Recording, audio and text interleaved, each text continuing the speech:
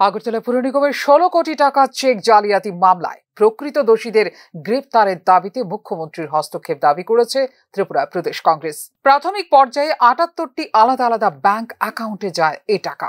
শেষে দিল্লি এবং নাগপুরের দুটি ব্যাংক অ্যাকাউন্টে ঢুকে এই বিশাল পরিমাণ অর্থরাশি বলে সাংবাদিক সম্মেলনে জানিয়েছে প্রদেশ কংগ্রেস। এই অর্থ এটা জমাকৃত হয়, এই চেকগুলি যখন ব্যাংকে যায়, ব্যাংক কর্তৃপক্ষ কম্পিউটারাইজ তাদের যে প্রসেস, সিগনেচার এবং এই চেকে যা যা তাদের অনুসন্ধানে এটাকে অনুসন্ধান করে এই চেকগুলিকে ক্লিয়ারেন্স দেয় এবং যথাযথভাবে 78টি ব্যাংক অ্যাকাউন্টে এই অর্থ এটা জমা হয়। এর মধ্যে দেখা যায় যে এমন দুটি অ্যাকাউন্ট আছে, একটা অ্যাকাউন্ট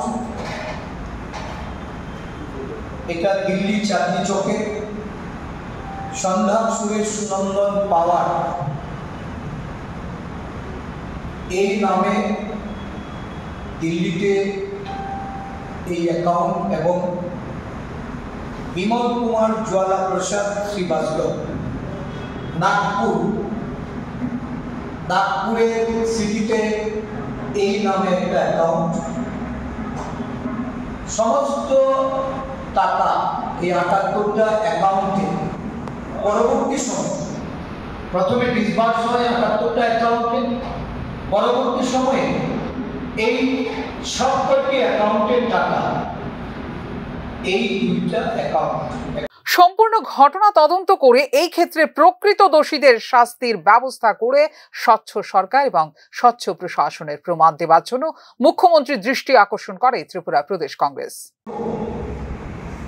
আমি দায়িত্ব নিয়ে বলছি, এই তদন্ত সুষ্ঠুভাবে এটাকে পরিচালিত করার জন্য আপনি এখানে ভূমিকা গ্রহণ করুন।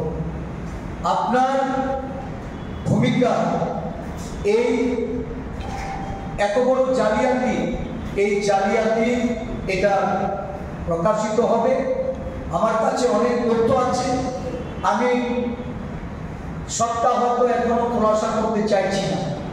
তদন্ত যদি সঠিক পথে অগ্রসর হয় আর আসল কুশীলরা যদি এই ঘটনার সঙ্গে যারা যুক্ত তাদেরকে যদি আজকে সেখানে তদন্ত সাপেক্ষে তাদেরকে যদি দোষী বলে সাব্যস্ত করে তাদের বিচারের ব্যবস্থা করা হয়, তাহলে নিশ্চয়ই আমরা মনে করব যে এই রাজ্যের মুখ্যমন্ত্রী বা আজকে ওনার যে স্বরাষ্ট্র দপ্তর, এই স্বরাষ্ট্র দপ্তর সঠিক কাজ ওনারা করছেন এবং ওনাদেরকে আমরা এই ঘটনার পরিপ্রেক্ষিতে আমরা ওনাদেরকে সমস্ত সহযোগিতা করতে প্রস্তুত। পশ্চিম আগরতলা থানায় একটি মামলা দায়ের করে আগস্ট থেকে সেপ্টেম্বরের মধ্যে মোট 6টি জাল চেক ব্যবহার করে আগরতলা পুর নিগমের 16 কোটি টাকা তুলে নেওয়া হয় বলে অভিযোগ দায়ের করেছিলেন ইউকো ব্যাংকের জোনাল ম্যানেজার সঞ্জীব রায়। মামলা দায়ের করার 8 দিন পর গত 12 সেপ্টেম্বর রামায়ণী শ্রীময়ী নামে ইউকো ব্যাংক আগরতলা শাখার মহিলা ক্যাশিয়ারকে গ্রেপ্তার করে পুলিশ। এরপরেই ধৃত মহিলাকে 3 দিনের পুলিশ রিমান্ডে পাঠিয়ে দেয় আদালত। 16 কোটি টাকার এই চেক জালিয়াতি মামলার তদন্তে স্পেশাল ইনভেস্টিগেশন টিম গঠন করেছে রাজ্য সরকার। ফিউরো রিপোর্ট, নিউজ নাও।